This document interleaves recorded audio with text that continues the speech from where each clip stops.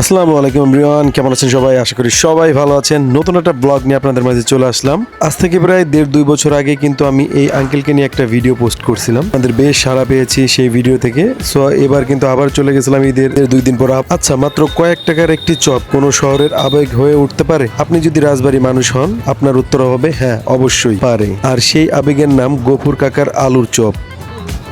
রাজবাড়ির আনাচে কানাচে কত শত খাবারের দোকান, কত আধুনিক রেস্টুরেন্ট, কিন্তু গফুর কাকার এই ছোট্ট দোকানটির কথা সম্পূর্ণই আলাদা। বছরের পর বছর ধরেই ঠিক একই রকমের স্বাদ আর ভালোবাসা দিয়ে তিনি রাজবাড়ির মানুষকে খাইয়েই যাচ্ছেন। হাতে জাদু, সাধারণত আলুর চপ যেমন হয়ে ওঠে, কাকার হাতের জাদুতে সাধারণ একটি আলুর চপ হয়ে ওঠে যেন অমৃত। বাহির থেকে মুচমুচে আর কামড় দিলেই ভেতরে নরম মশলাদার আলুর পারফেক্ট ব্যালেন্স। কাকার এই স্বাদ মুখে না লাগলে যেন রাজবাড়ির বিকেলটাই জমে না। সব থেকে বড় কথা, এখানে শুধু খাবার খেতেই আসে না, মানুষ আসে বছরের পর বছর ধরে। গফুর কাকা নিজ হাতে তৈরি করেছেন এই চপ।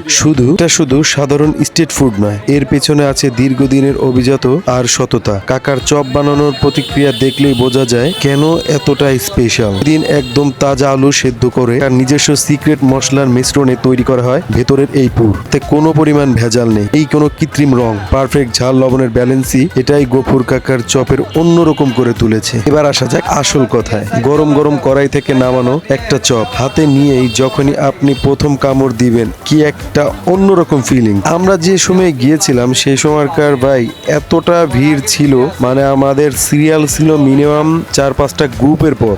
একজন প্রায় কতগুলা করে চপ নিছে, আপনি নিজ চোখে হয়তো না দেখলে বিশ্বাসই করতে পারবেন না কত মানুষের যে ভিড় থাকে। এর মধ্যে আমরা 15টা চপের অর্ডার দিই। আমরা দূর থেকে আসছি, আঙ্কেলকে বলছি যে আমরা রাজবাড়ির ভেতর থেকে আসছি, আপনি একটু তাড়াতাড়ি দেওয়ার চেষ্টা করেন। উনি আমাদেরকে কোনোই করে নাই, যতটুকু সম্ভব দেওয়ার চেষ্টা করছে, মানে যতটুকু তাড়াতাড়ি দেওয়ার সম্ভব চেষ্টা করছে। কারণ এখানকার মানে প্রচুর রাশ থাকে এখানে, সবটা সময় নাকি উনি বসার পরে থেকেই সবটা সময় এখানে প্রচুর পরিমাণ কিন্তু রাশ থাকে। আপনারা একটু দেখলে বুঝতে পারবেন কোনো দোকানে ভিড় নেই, কিন্তু আঙ্কেলের দোকানের চারপাশে কত মানুষজনের ভিড়। সবাই তার বাড়ির জন্য পার্সেল নেয়, খাওয়ার জন্য নেয়, হিসেবে সবাই বেশি যাওয়া আসা করে। আমরাও প্রায় এখানে গিয়েছিলাম 10 জনের মতো। সো এই ছিল আমাদের ছোট্ট একটা ভিডিও।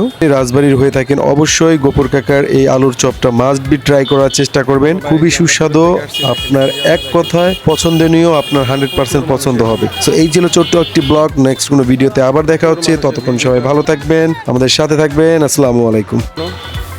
এর ভিতরে আমরা যে পাইছি এরই কপাল।